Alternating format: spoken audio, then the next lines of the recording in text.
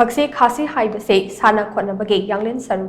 Shanaroi Singna, my paknabagi damak, Thaksi Khasi Naina, chatpagi, tangai, phadaba, haina, Thongju AC, MLA Thongam Biswajit, phongdorakli. Your next sunrise,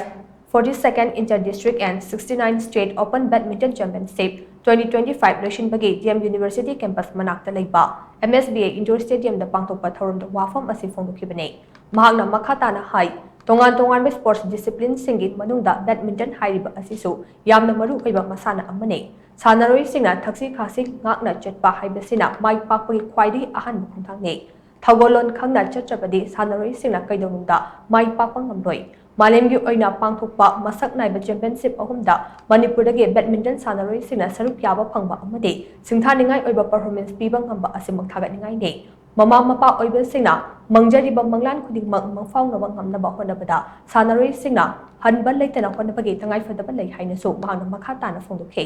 ngasigi thauram aduda Thangaiban AC ki MLA Joy Kishan Department of Fisheries ki Director T Flen Mitei JN Manipur Dance Academy ki Director P Bilas Yauna masak naiba kayana saruk yakhe